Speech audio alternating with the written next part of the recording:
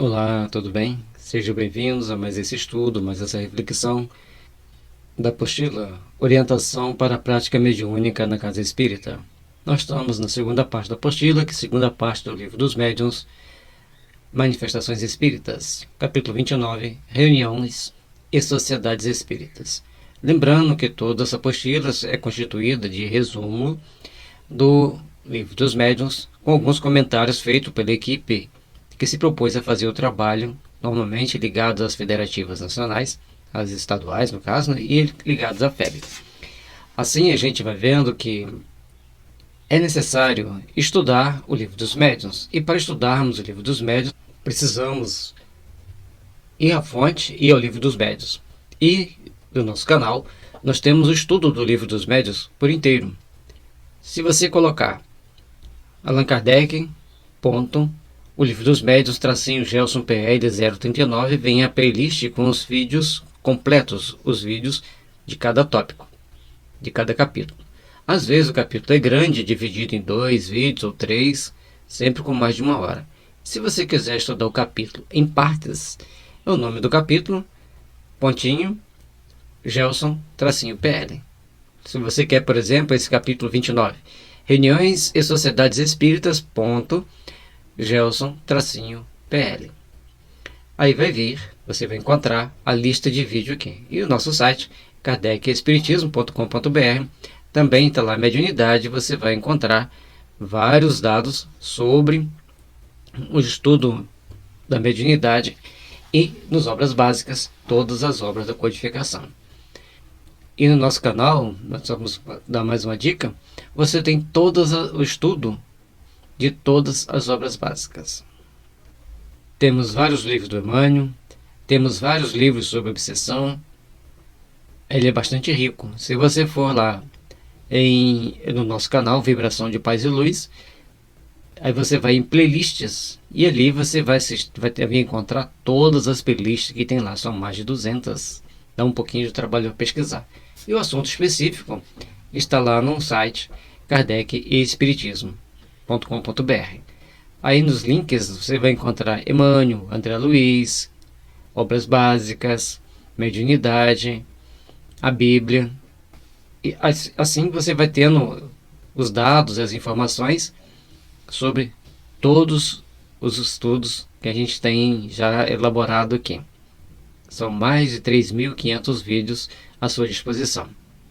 Consta no capítulo 24, itens 324 a 350, distribuídos em 4 partes: reuniões em geral, sociedades propriamente ditas, assuntos de estudo e rivalidade entre sociedades, cujo resumo é apresentado em seguida. Conforme dissemos, aqui vai estar o resumo, e lá no livro vai ter os dados mais completos que Kardec, com toda a sua sabedoria, com todo o seu bom senso, deixou lá bem classificado para nós. É sempre importante estudar a base: o Livro dos Espíritos, o Evangelho, o Livro dos Médiuns, a Gênese e o Céu e o Inferno. A ordem: sempre é bom ler primeiro o Livro dos Espíritos, depois o Evangelho. Aí dali para frente você vai seguindo a sua intuição. Mas se você está com a mediunidade aflorada, você vai precisar de estudar provavelmente primeiro o Livro dos Médiuns, para você entender a mediunidade. E assim, de acordo com as suas necessidades, você vai se adaptando para fazer o estudo. Há aqueles também que lê um pedaço de cada um. Tudo bem, cada um tem uma técnica, cada um tem um método e um tempo para estudar. Reuniões em geral. Allan Kardec discorre a respeito da importância das reuniões mediúnicas espíritas, classificando-as de acordo com o fim a que se propõem e, consequentemente, com a natureza dos espíritos que aí comunicam: frívolas, experimentais e instrutivas.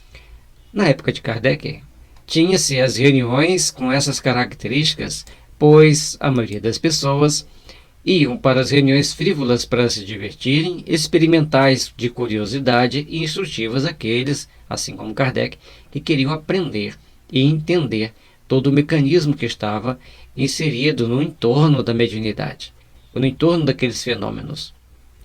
Pondera que, Para obter bons frutos, as reuniões devem funcionar como um todo coletivo, impondo as preocupações e os cuidados que usualmente são utilizadas nas reuniões sérias que acontecem no plano físico, item 324. Tudo tem seu detalhe.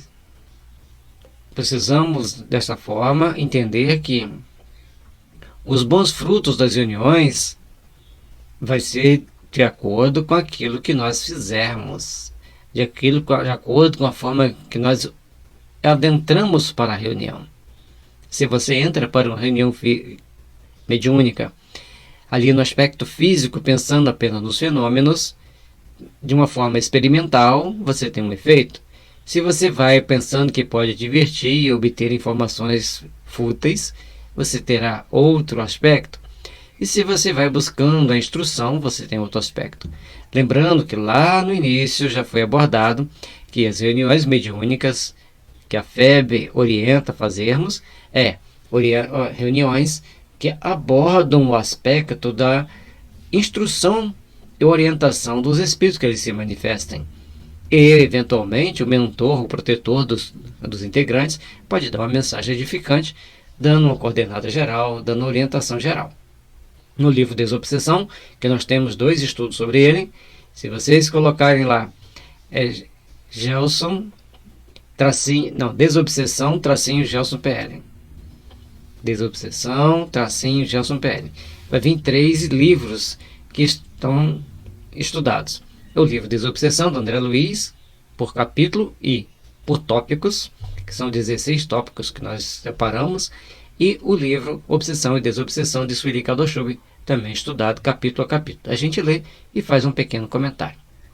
Esse todo coletivo das reuniões é que é muito importante entendermos. Devemos estar ali todos com os bons sentimentos voltados para o ideal superior.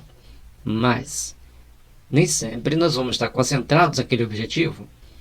Não é para criar alarde, não é para se autopunir nem se automutilar por isso.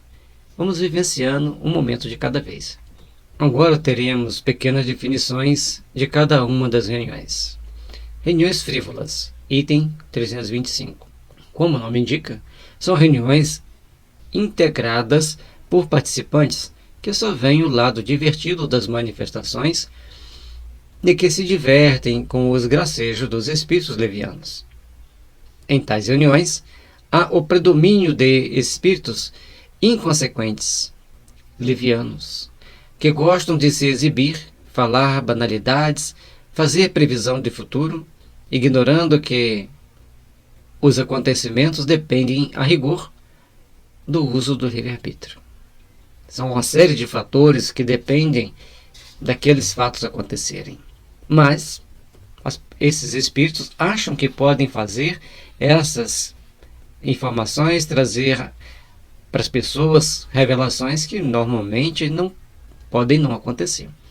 De maneira geral, essas reuniões não teriam maiores consequências, exceto quando, entre os espíritos levianos, ocorre a manifestação de comunicantes portadores de intelecto mais desenvolvido, capaz de envolverem habilmente os encarnados em diferentes situações, em geral desagradáveis, ridículas, e que ferem o decoro. Não é só para se divertir. Muitas das vezes eles criam situações e embaraços que trazem situações bem constrangedoras para algumas pessoas, e desagradáveis, até mesmo ridículas. E como Kardec era uma pessoa muito austera, gostava das coisas muito certas, ele não se sentia bem nem aconselhava as pessoas a estarem nessas reuniões. Mas tem aqueles que gostam, tem aqueles que querem, tem aqueles que preferem. Os espíritos sérios não se manifestam em tais reuniões, a não ser para prestarem algum esclarecimento ou conselho no bem. À época do surgimento do Espiritismo, com o fenômeno das mesas girantes, era comum esse tipo de manifestação. Aí você tem que entender que, no início lá da doutrina espírita, tinha as reuniões frívolas, e era a grande maioria. E em algumas delas apareciam os espíritos superiores para dar algumas informações, passarem algumas instruções. E foi por isso que Kardec se deslocou desse grupo, foi primeiramente para aquelas assim investigativas e depois ele foi para a instrutiva. E na investigativa ele estava tentando entender os fenômenos, tentando achar aqueles fatos. Reuniões experimentais, item 326.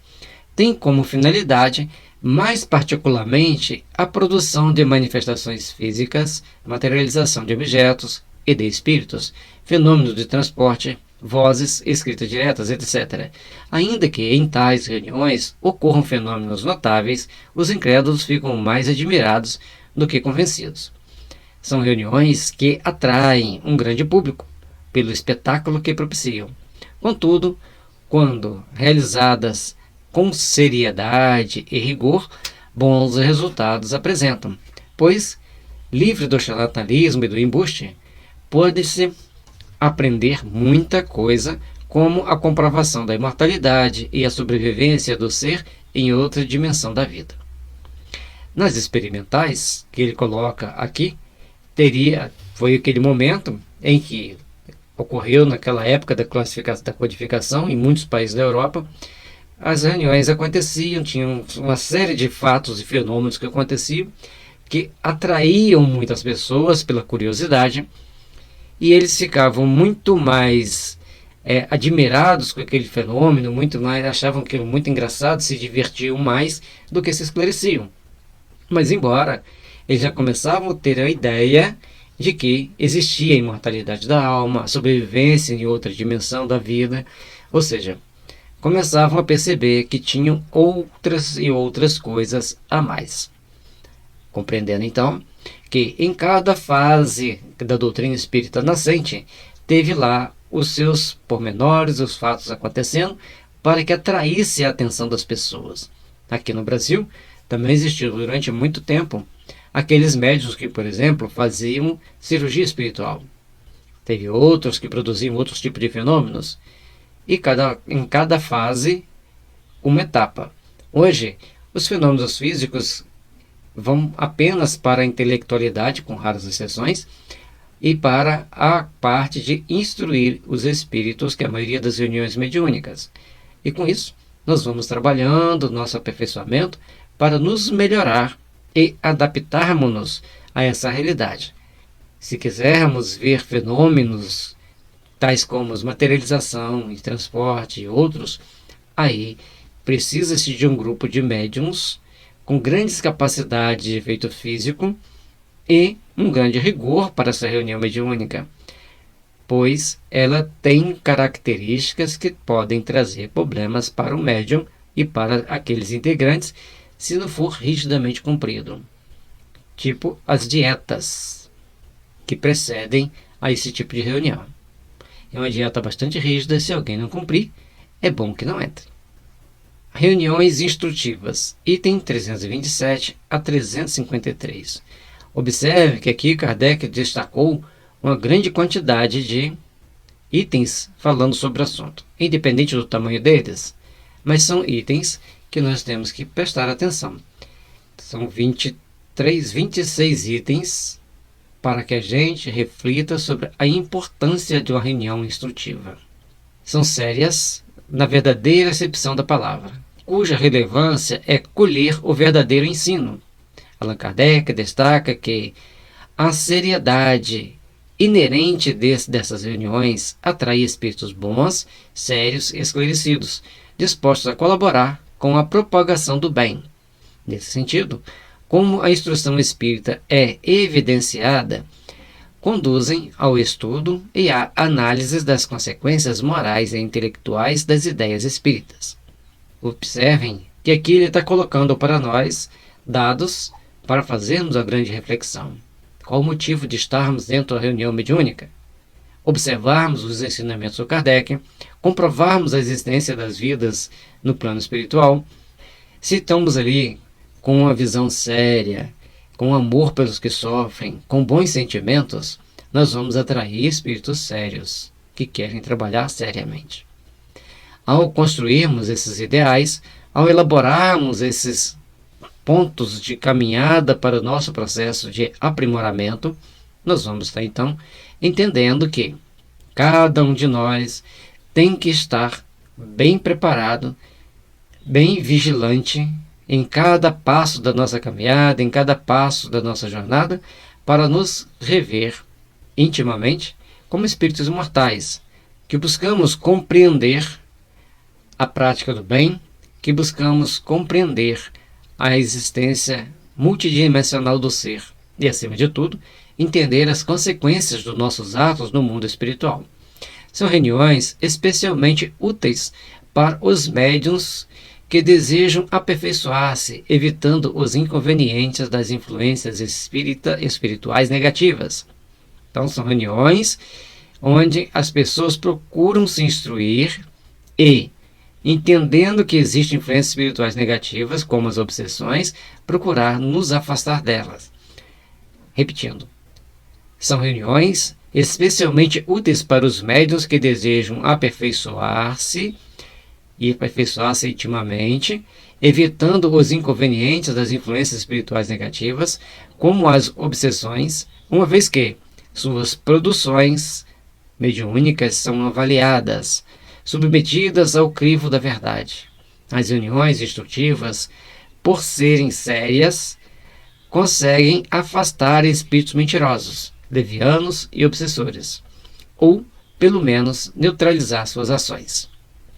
Observem aqui que a qualidade das pessoas, ou melhor, a qualidade do sentimento das pessoas que se predispõem a participar desse estudo, dessa reunião mediúnica séria, com o objetivo de fazer o bem, com o objetivo de construir algo de útil, traz para nós bases importantes para o nosso crescimento, para o nosso aprimoramento. As reuniões sérias funcionam como um ser coletivo cujos participantes, vibrando em uníssono, formam um feixe de varas. Quanto mais homogêneo, mais força terá. Finalmente, as reuniões sérias apresentam uma característica não menos importante: a regularidade de sua execução.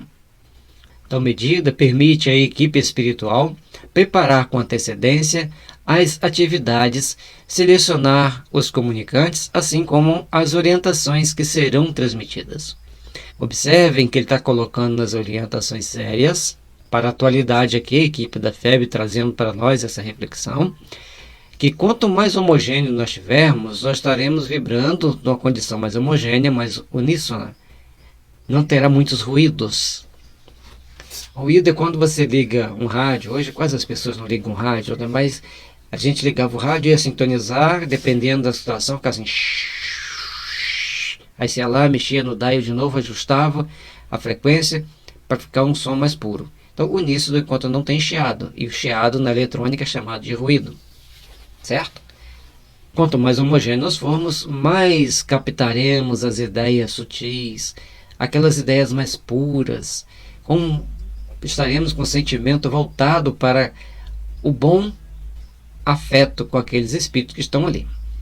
A partir de então, nós vamos começar a aprender, a nos melhorar, vamos começar a nos ajudarmos intimamente para podermos conquistar o nosso crescimento espiritual, que nos dará a liberdade também no mundo espiritual. Quanto mais você conhece, mais responsável você é, mais liberdade você tem. Lembre-se disso. Para estarmos bem no plano espiritual, precisamos ter liberdade, mas para termos liberdade, temos que ter conhecimento, temos que ter responsabilidade. E com isso, a equipe espiritual que orienta a reunião mediúnica, eles vão preparar aqueles espíritos que vão dar comunicação, aqueles espíritos que vão dar comunicação para pedir, que precisam de ajuda, no caso, e dar comunicação para aqueles espíritos que vão passar dados instrutivos. Lembrando que tem equipe mediúnica, que tem um médium que ele recebe tipo um mentor, que dá uma dica do tipo de espírito que está ali no ambiente naquele momento. Depois, aquele médium ou outro médium vai dar comunicação àquele tipo de espírito que foi orientado antes para facilitar o trabalho do dialogador. Com isso, facilita ao dialogador e também as pessoas a vibrarem por aquele espírito que estará se manifestando. É um fato que não é comum a todas as reuniões. O comum é as pessoas chegarem e dar a comunicação da passividade para todo e qualquer espírito. 2. Sociedades propriamente ditas. Os itens 334 a 342 fornecem esclarecimentos a respeito da organização geral dos centros espíritas, destacando-se que a casa espírita deve sempre adotar os critérios de seriedade indicados para as reuniões instrutivas. E uma delas é a pontualidade e a frequência que as pessoas devem ter dentro daquele horário pré-estabelecido.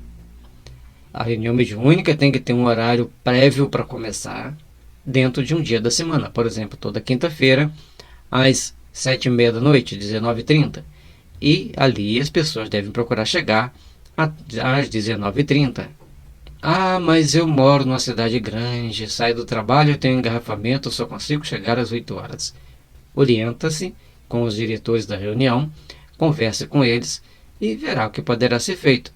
Se você estiver dentro do ônibus ou dentro do carro, no trânsito, mantendo pensamentos elevados, mantendo os bons sentimentos, não vai ter nenhum inconveniente você chegar às 8 horas, desde que seja previamente avisado, previamente acordado. O item 334 indica que os espíritas devem procurar, por todos os meios, fortalecer os laços de compromisso e responsabilidade entre si, atentando-se para o objetivo e para as consequências morais de todas as atividades. Os participantes da casa espírita e das reuniões mediúnicas devem se esforçar para não colocarem fatos e acontecimentos cotidianos acima dos princípios espíritas. Olha como que é importante. Os fatos e as coisas que acontecem no cotidiano não devem ser colocados acima dos assuntos espíritas, acima dos compromissos espíritas. Ah, mas tem um jogo da seleção brasileira na eliminatória decisiva para a Copa do Mundo. O que é mais importante? A reunião mediúnica, um jogo que você pode assistir os melhores momentos depois, caso queira. Você tem o futebol, mas as mulheres seria novela. Hoje é o último dia da novela, eu não posso perder. Aí não quer ir mediúnica.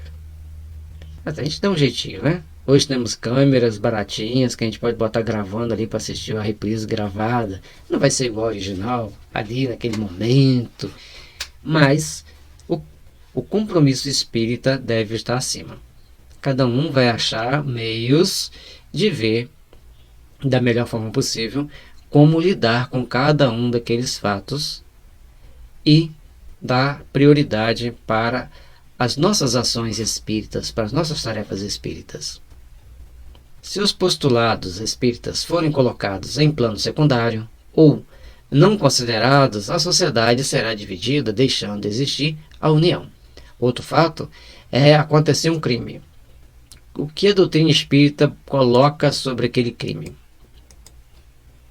Amar incondicionalmente a todos, ter um sentimento de amor, de gratidão por aquelas pessoas que ali estão, procurar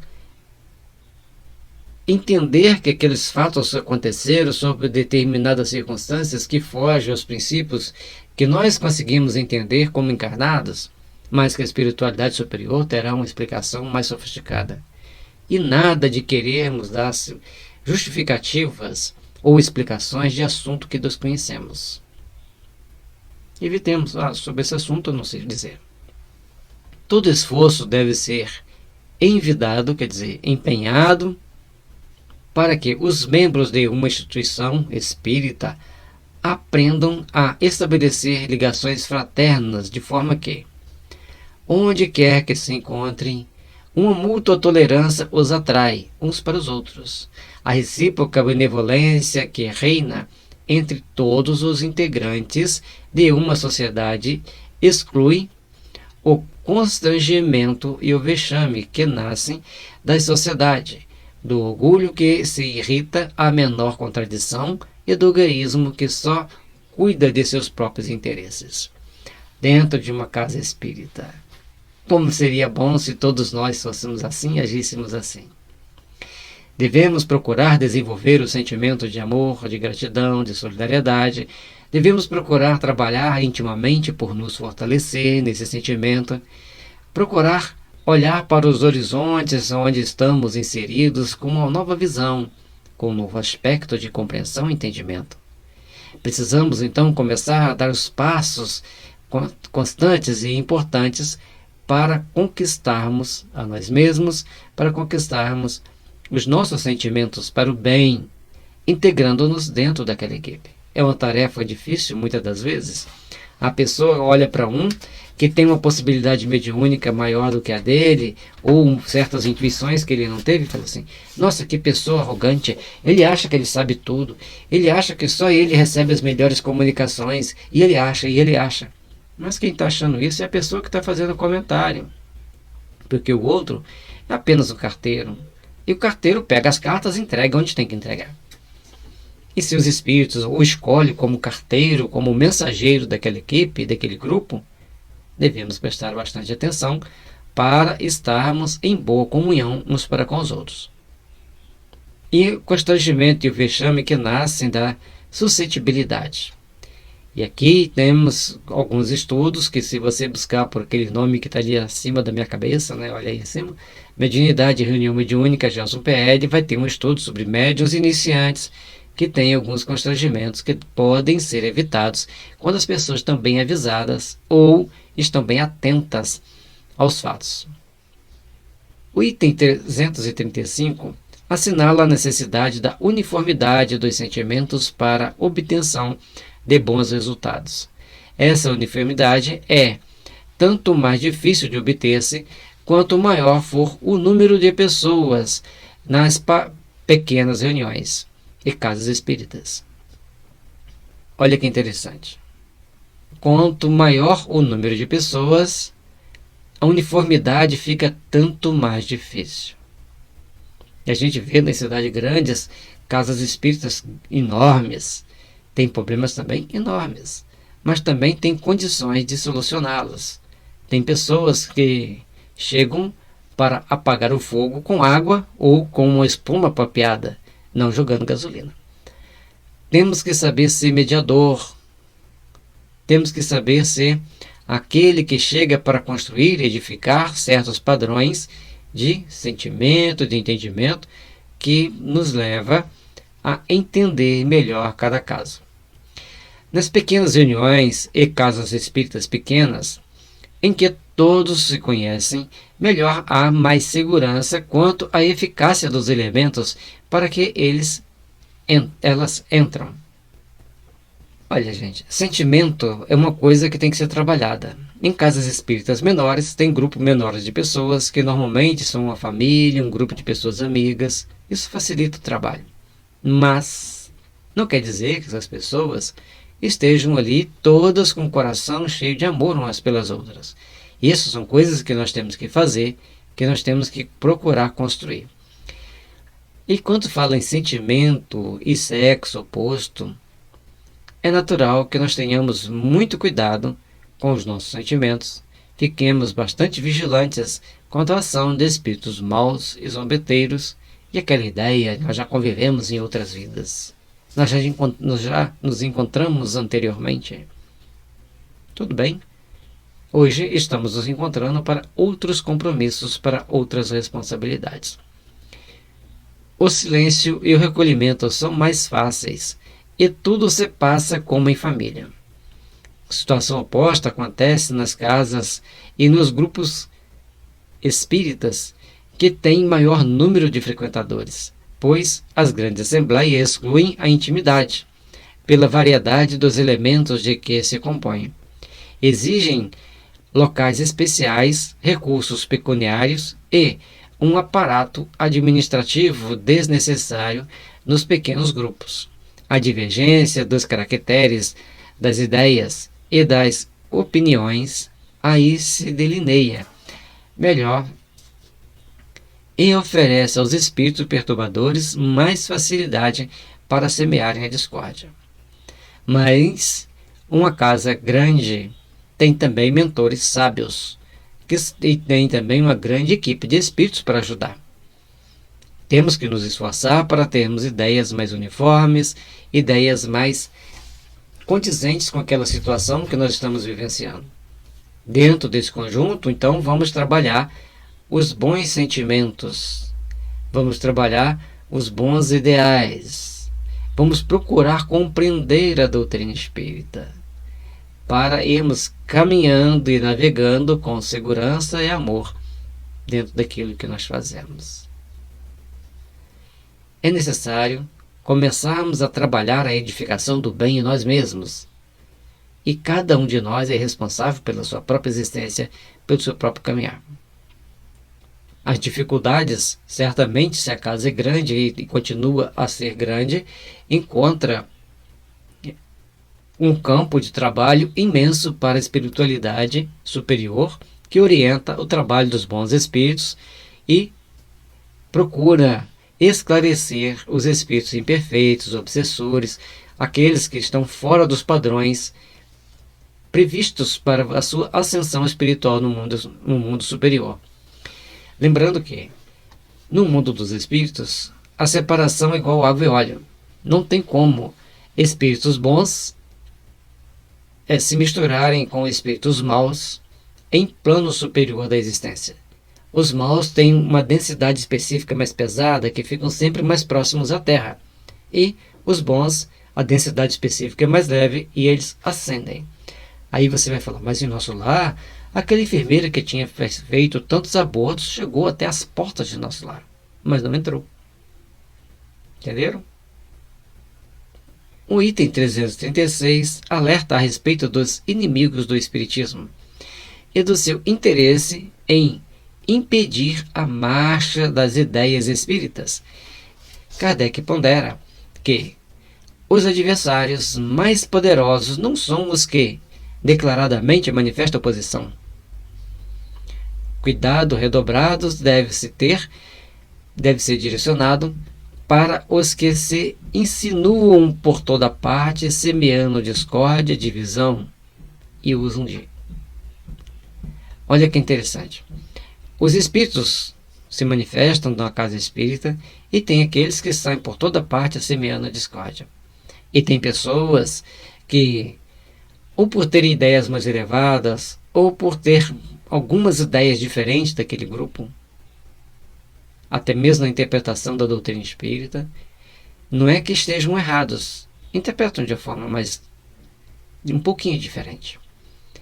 Cria um certo mal-estar. Certa vez, uma pessoa chegou para a tarefa na casa espírita e, como tarefeiro, tinha mais flexibilidade de chegar para o horário. Que tinha o pessoal da sopa, que chegava bem mais cedo, para preparar todo o ambiente do café da manhã, e também, posteriormente à sopa. Tinha o pessoal que ia trabalhar na organização da despensa, chegava um pouco mais tarde, então os tarefeiros iam chegando em horários diferentes. E colocou-se que todos assistidos deveriam chegar até um horário X. E nesse dia vinha um cego, com a bengalinha dele ali, era conhecido da casa, e chegou 15 minutos atrasado. E quem estava na portaria falou, você não vai entrar, você está atrasado. E um dos tarefeiros que estava chegando, olhou para o cara da portaria e falou, espera aí, você não observou que ele é cego? Aí a pessoa da portaria, e daí? Chegou atrasado. Ele para pensar nas dificuldades dele. Como que ele vai enxergar a hora? E para ele pegar o ônibus, será que ele encontrou alguém para dar sinal para o ônibus correto para ele parar para chegar aqui? Alguém parou no ponto certinho para ele chegar aqui na hora ou parou no ponto antes, um ponto depois? Você tem que pensar na dificuldade que ele enfrentou durante todo o transcorrer do horário que ele levantou até a hora de chegar aqui. Ele vai entrar. Ele vai entrar e você não vai impedir. E aquela pessoa que estava na portaria começou a querer discutir. E o cego disse o seguinte. Aliás, cego é uma palavra feia, né? Pesada. O deficiente visual disse o seguinte. Até que enfim alguém tem bom senso nessa casa. Aí nós temos que olhar, gente, para todos nós, como que nós estamos agindo, interagindo dentro das casas espíritas.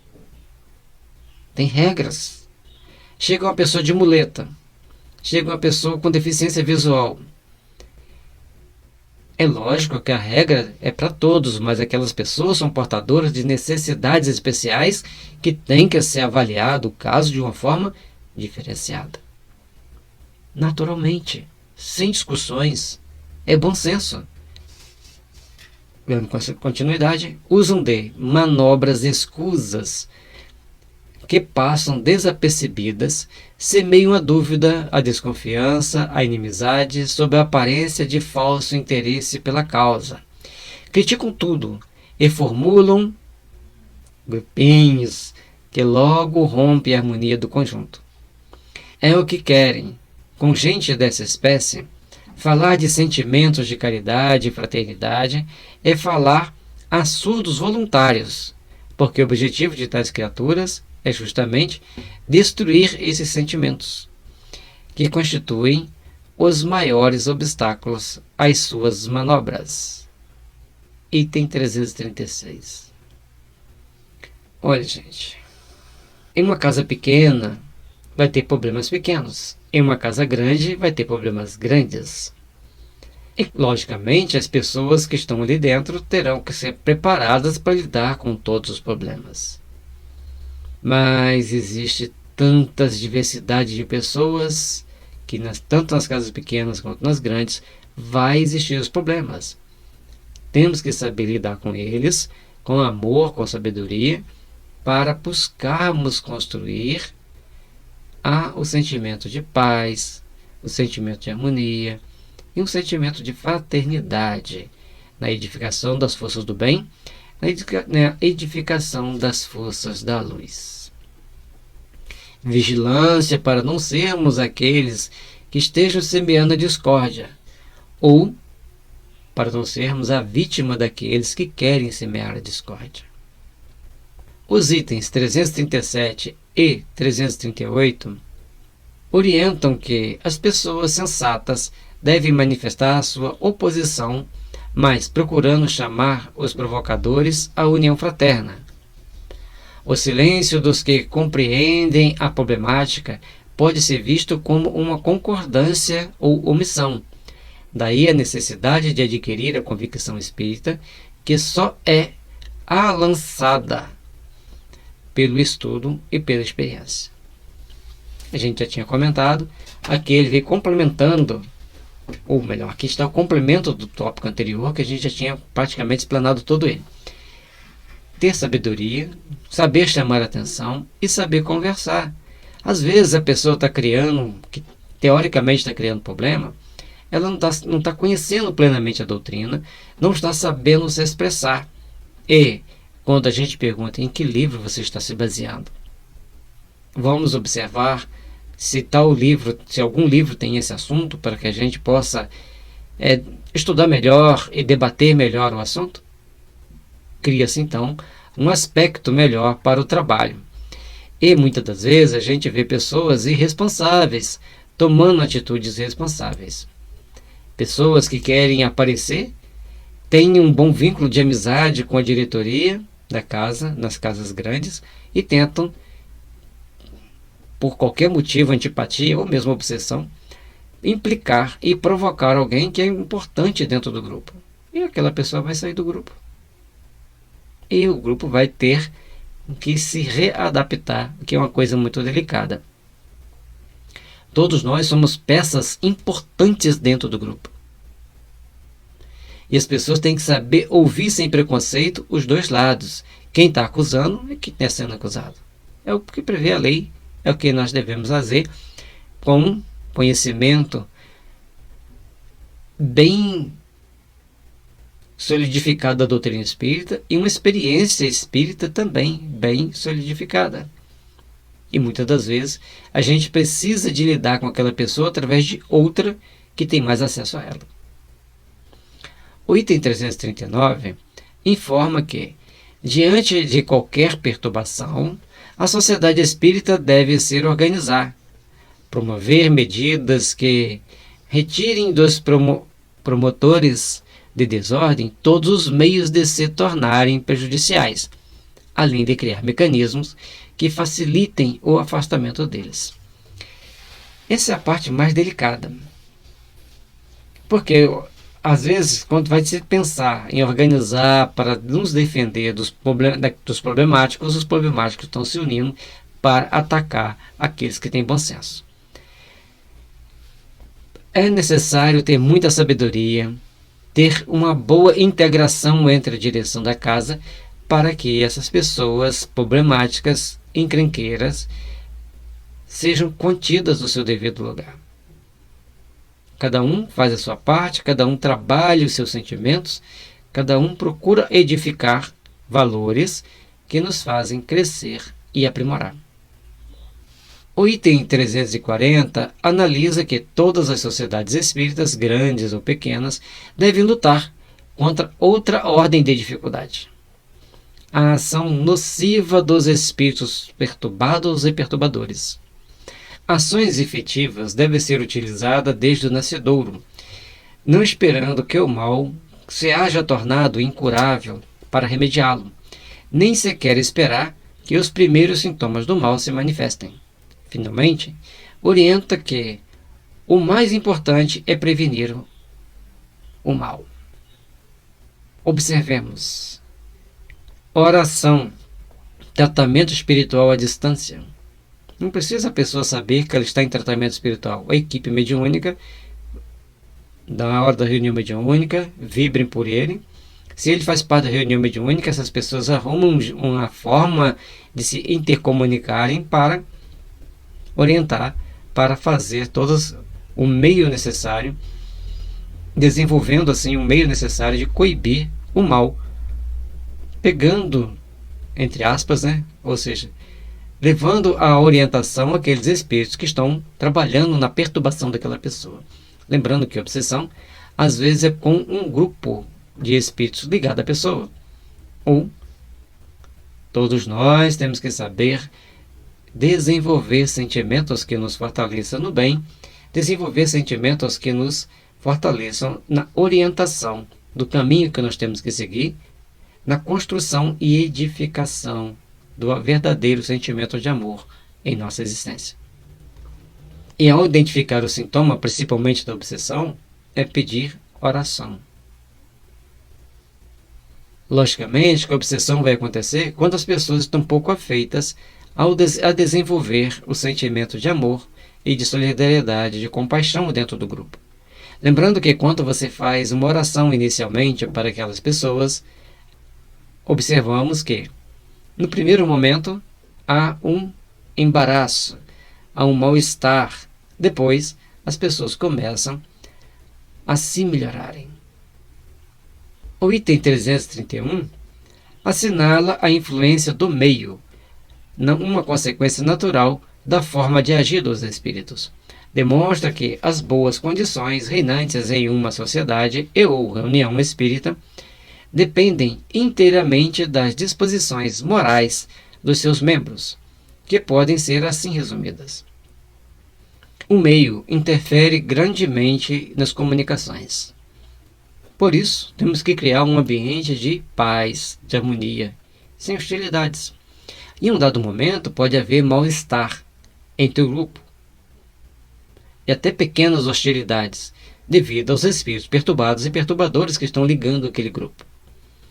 Desta forma, temos que retrabalhar intimamente o nosso sentimento, retrabalhar intimamente os nossos ideais para colocarmos em prática as bases de sentimento e de ideias nobres que devem envolver-nos naquelas ações, naquelas atividades. Perfeita harmonia de vistas e de sentimentos, cordialidade recíproca entre todos os membros, ausência de todo sentimento contrário à verdadeira caridade cristã, um único desejo, o de se instruírem e melhorarem, por meio dos ensinos dos Espíritos e do aproveitamento dos seus conselhos. Harmonia de sentimentos e ponto de vista. É necessário que comecemos a trabalhar os bons sentimentos e o bom entendimento da doutrina espírita. Que às vezes a pessoa ouve uma palestra de alguém que não está embasada nas doutrinas espíritas, nos ensinamentos espíritas, ou está parcialmente embasada, e ali tem um conceito que foge aos princípios estabelecidos para a força do bem. Cordialidade entre os membros, em todos os meios, em todas as situações, principalmente no trabalho, você precisa desenvolver essa cordialidade. E ausência de sentimento contrário à verdadeira caridade cristã. Quase não dá para a gente imaginar isso, né? Mas existem pessoas que têm esse sentimento contrário à caridade cristã. O único desejo: procurarem se instruir, se melhorar, aproveitar o conselho dos espíritos, aproveitar as informações que eles estão passando, aproveitar os sentimentos que eles estão tendo ali naquele momento.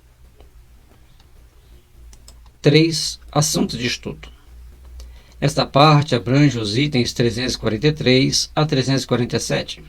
Apresentam importantes sugestões para a aquisição do entendimento espírita pelo estudo regular do Espiritismo, que deve necessariamente começar por O Livro dos Espíritos. Indica a relevância de realizar a análise crítica das mensagens mediúnicas, sobretudo as supostamente procedentes de orientadores espirituais. Sugere o hábito de meditação a respeito dos ensinos espíritas e, se necessário, fazer estudo especializado relacionado a assuntos pertinentes. Aí você vai dizer assim: aqui está dizendo para começar pelo Livro dos Espíritos, mas você já disse ali atrás que seria, se for necessário, comece pelo Livro dos Médiuns. Se for necessário, comece pelo Livro dos Médiuns. Se for necessário, comece pelo Evangelho. Olhe para os livros, vê qual a sua intuição pede para que você assista primeiro.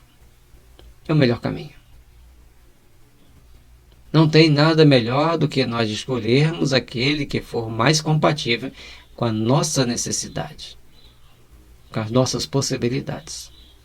A partir de então, você vai olhar para esses aspectos, entender que cada um deles tem uma característica própria e ver o livro que te toca mais o coração para você estudar primeiro. Agora, a ordem normalmente sugerida por Kardec é primeiro o Livro dos Espíritos, o Evangelho, o que é o Espiritismo. Em qualquer tópico, ele pode entrar entre o primeiro, o segundo, o terceiro, o quarto, o quinto, o sexto livro. Não importa, porque ele está dizendo o que é o Espiritismo.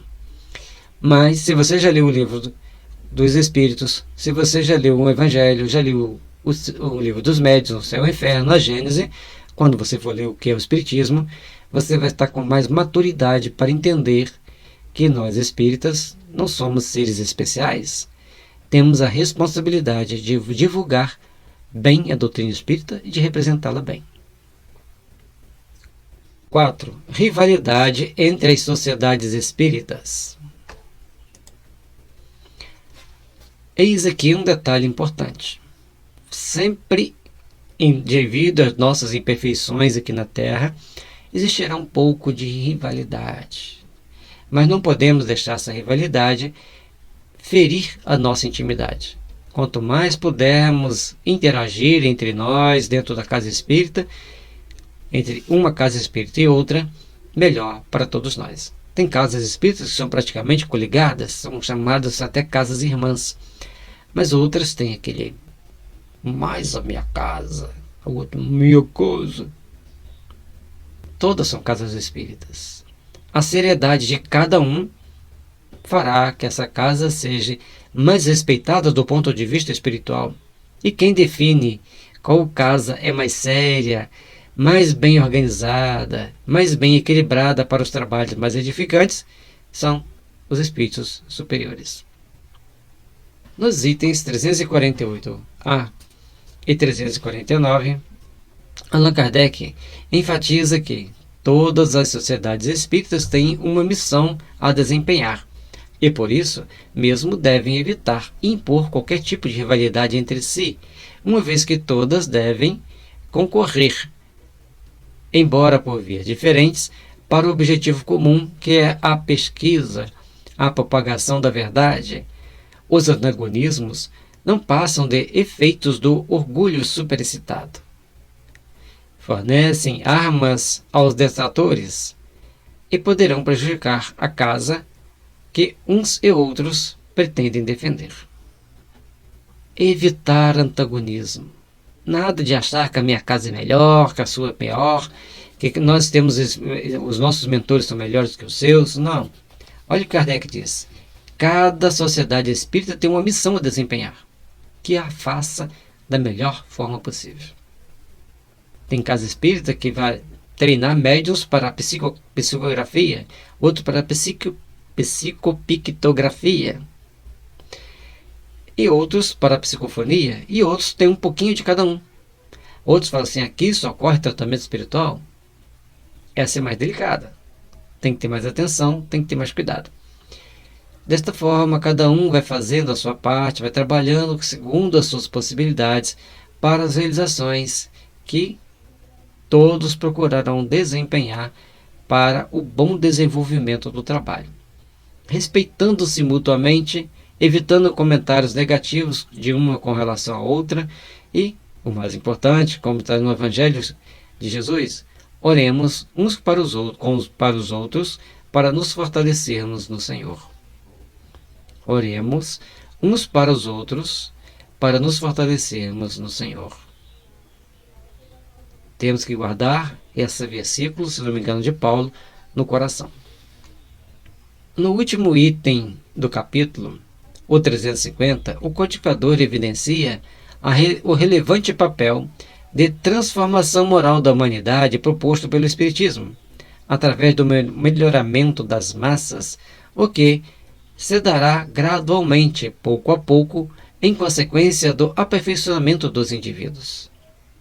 Os espíritas devem, portanto, trabalhar pela instalação do espiritismo cristão e humanitário na face do planeta.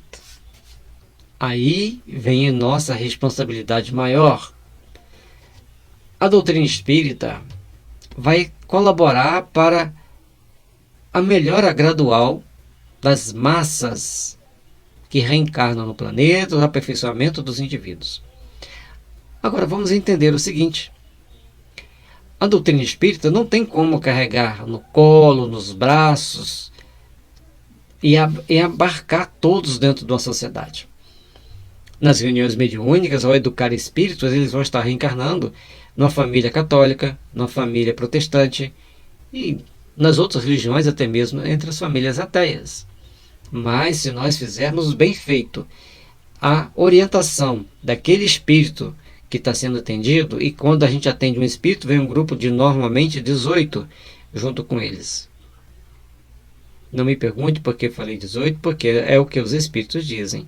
Mas depende da casa espírita. Às vezes a casa tem condições de ajudar para cada espírito atendido 3, 5. Mas tudo bem, é um número bastante crescente para que em cada reunião mediúnica nós ajudamos um grupo de espíritos. A partir de então, esses espíritos ajudados, esclarecidos, orientados, eles serão preparados para reencarnar nos mais variados lares de outras religiões também. Por que não? A orientação para quem vai reencarnar e onde vai reencarnar parte de espíritos superiores. E eles não têm religião. Eles têm religiosidade. Eles vivenciam os conceitos de Jesus, e quem vivencia os conceitos de Jesus busca entender Kardec para melhor praticar o que Jesus ensinou. Bom, entendendo isso, nós vamos ver que a partir do momento que esses espíritos serão esclarecidos, serão orientados, eles vão reencarnar em condições de melhor trabalhar intimamente para o bem-estar da humanidade. Eis a responsabilidade. Quando você está atendendo o espírito, você está fazendo com que a Terra se melhore, porque é menos um apegado ao mal, menos um cheio de revoltas e sentimentos nocivos dentro da nossa sociedade no plano espiritual. instalação do espiritismo cristão e humanitário na face do planeta vai se dar quando? Quando a grande maioria dos espíritos reencarnados tiverem esclarecimentos da lei da reencarnação, da responsabilidade pessoal e intransferível dentro de cada processo reencarnacionista, de cada etapa da reencarnação. Com isso, nós vamos vendo que o trabalho espírita é um trabalho de formiguinha, mas, como diz José Tadeu da Silva, nós somos os trabalhadores anônimos dentro do contexto universal, dentro do contexto internacional, até mesmo nacional.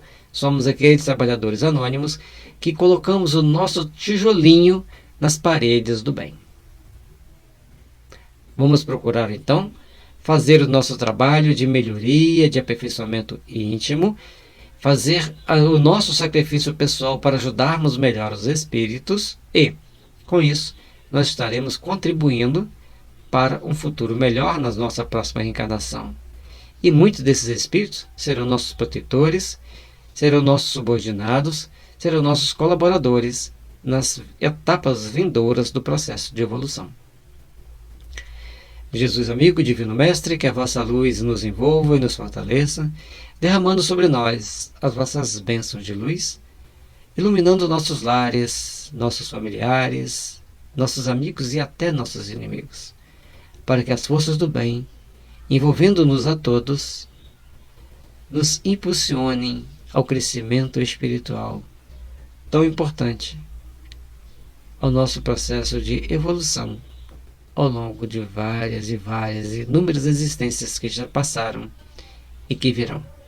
Obrigado, Jesus, por compreendermos a responsabilidade que cada um temos ao longo da nossa existência, ao longo das nossas vivências, hoje e sempre, que assim seja.